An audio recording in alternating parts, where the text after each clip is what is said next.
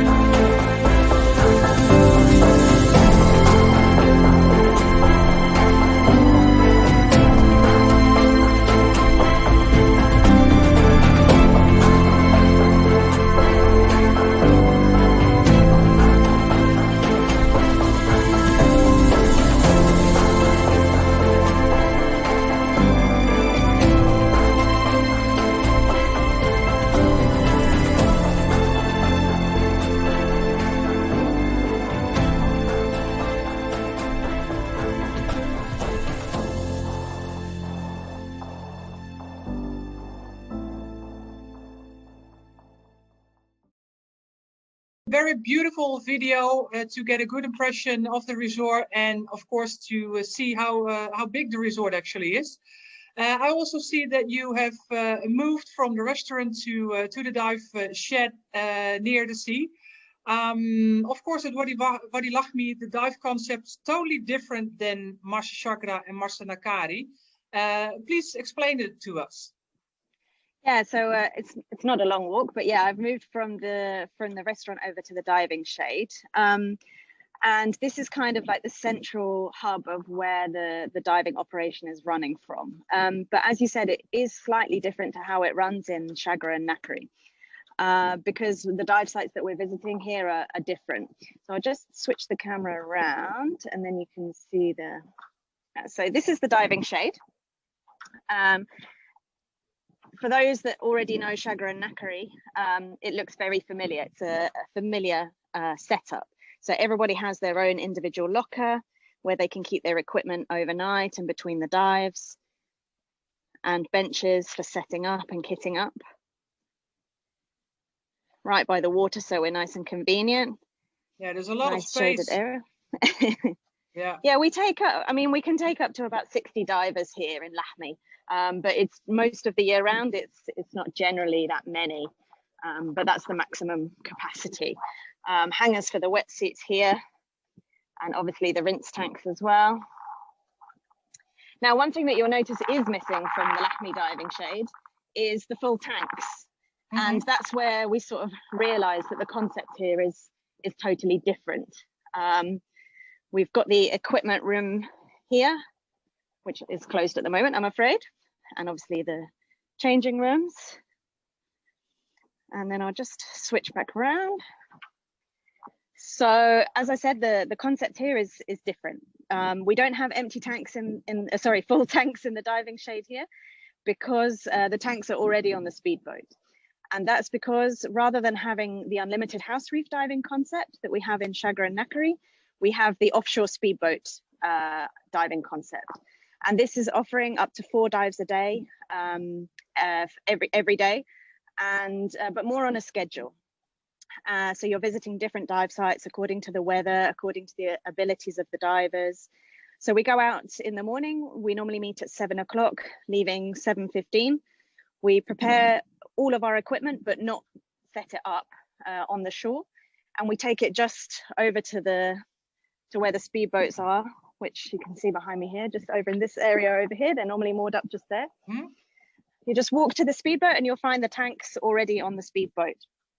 And from there, we go out to a very famous area of the Red Sea, a very beautiful area of the Red Sea called the Fury Shoals reef system, which is a huge network of beautiful reefs.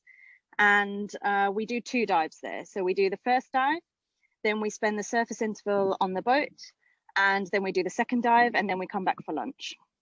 Now, the surface interval is usually 1 hour. We normally choose a very sheltered space for the surface interval. We have tea and cake and coffee. It's the thing that I always check with the captain that he's got on board before we leave, because that's the most important thing. And yeah, we moor up somewhere sheltered and we spend the 1 hour surface interval, have the briefing, and then have the second dive. And then we come back to Lahami for lunch. And normally in the morning, that would be we visit dive sites, which would be the furthest away. So really in the true Fury Shoals area.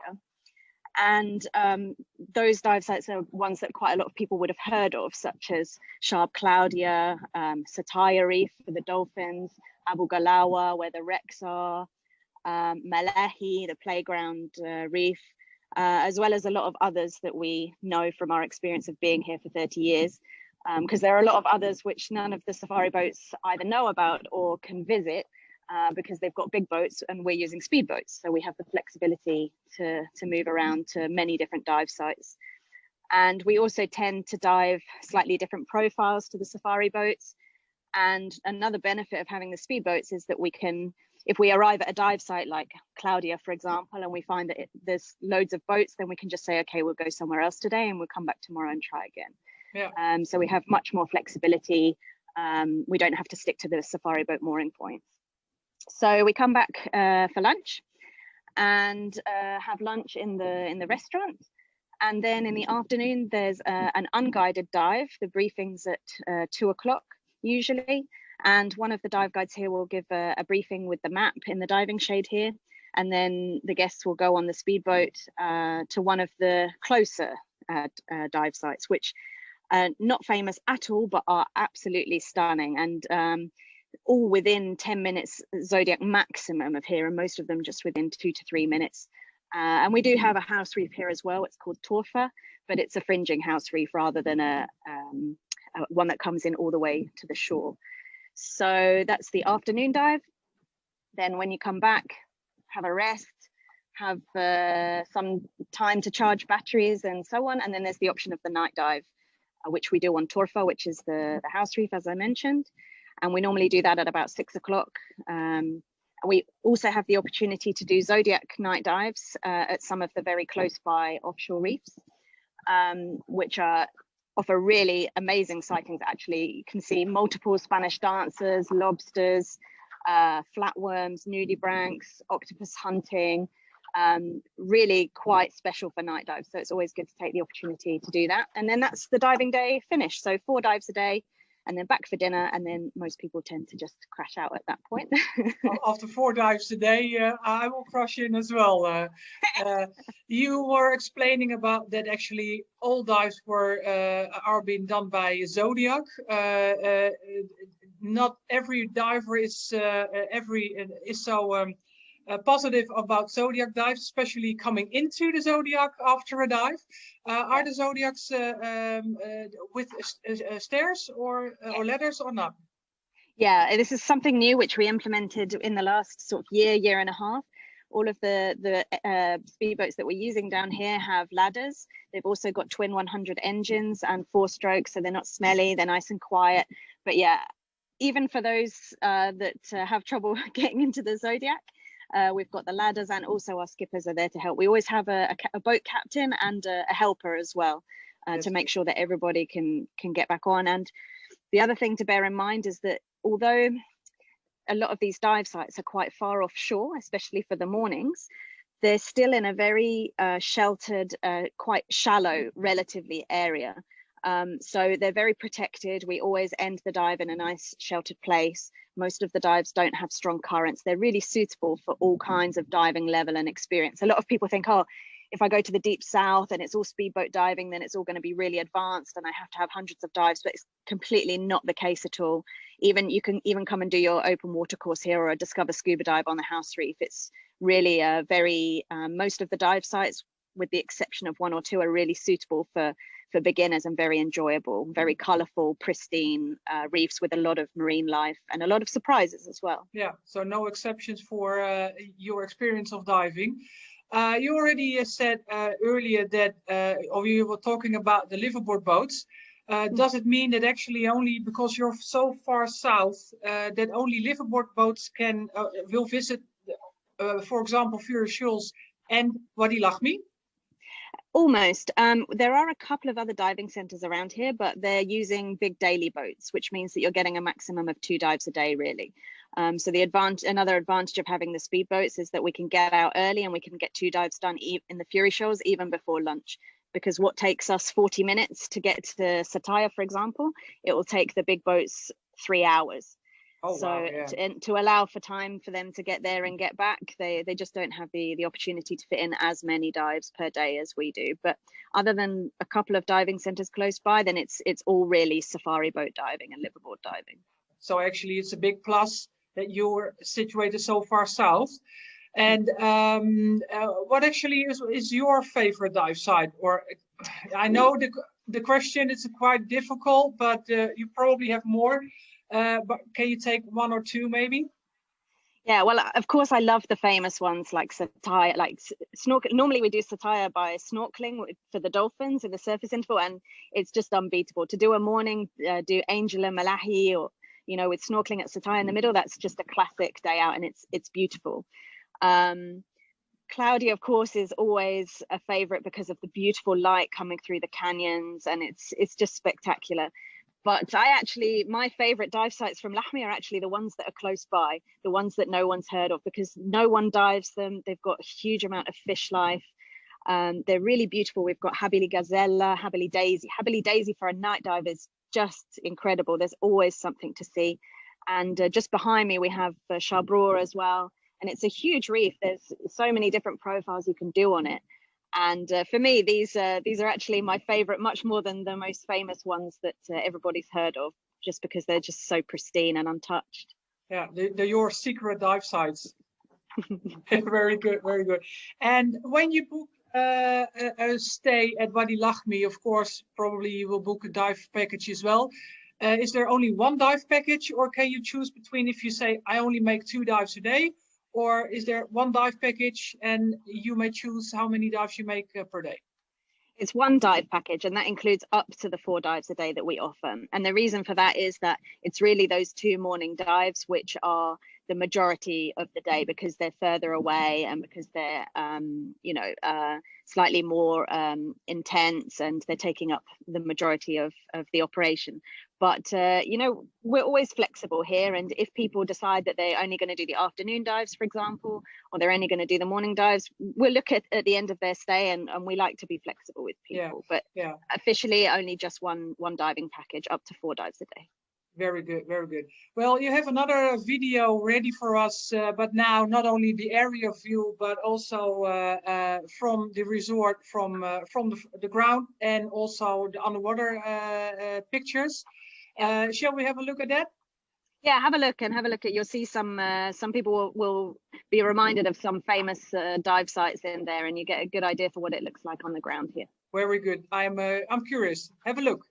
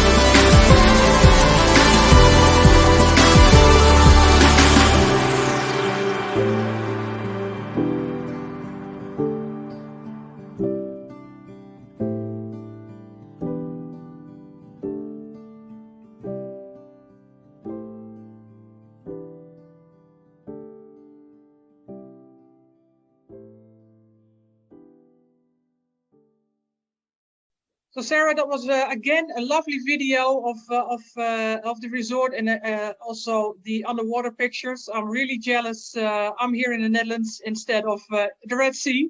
In the meantime, you walk towards the kite station, and you're going to talk about the room types and, of course, the meals. So please show us. Yeah, sure.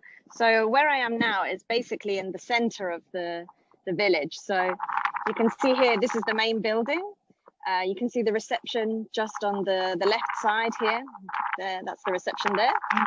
And then just past it is we've got the public bathrooms, which are shared for the tents area, which I'll show you in a minute. And then at the end is the restaurant and the cafeteria. Yeah, where we started the presentation. That's where I started. And then you can see the diving shade where I was talking to you about the diving concept, and the skipper's shade. So everything's in a very small and accessible area. Yeah. And one of the main benefits is that while you're sitting in the restaurant there, you're overlooking the water, you're overlooking the divers in the shade, and also the mangrove area, which is just behind. It's one of the largest mangrove areas in the Middle East, and you can see amazing bird life here in the mornings. You can also go inside the mangroves if you like, and it's a really special and nice area. So it's well worth paying a visit over there. So then if I pan round to the left, we've got the tents area. There's only one or two tents up at the moment, but this is where the tents are located, just behind the main building here. And they have shared bathrooms. We have tents and royal tents with the shared bathrooms, which are just in the main building here.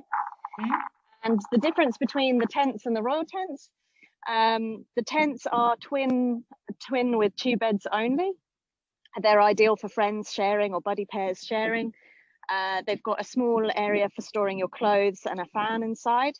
And the royal tents are just a bit bigger. They can have a big bed or 2 beds.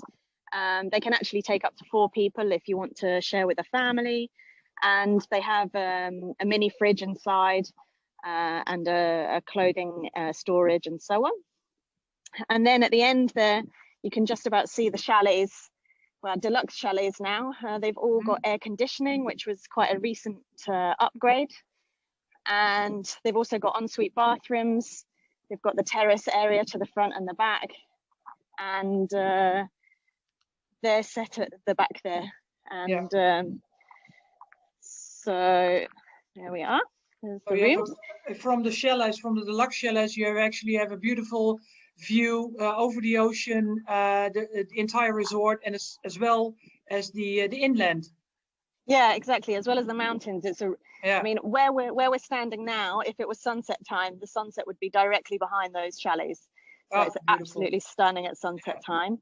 Beautiful. I'm just walking over to the kite station now, but just to say a bit about the meals. So basically, we work on a soft all-inclusive basis. So that includes your Fanta, Cola, Sprite, unlimited water, tea and coffee, and 3 meals a day in the restaurant.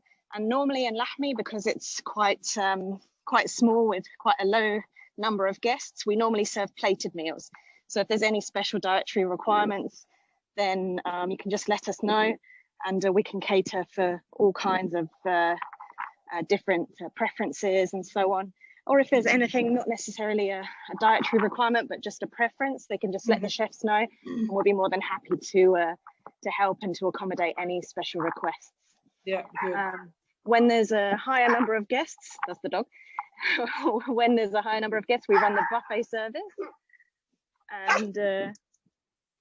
and yeah, guests can obviously serve themselves like they do in Marsa and Marsa Alam. Yeah. So for everybody, they can choose what they want during the buffets.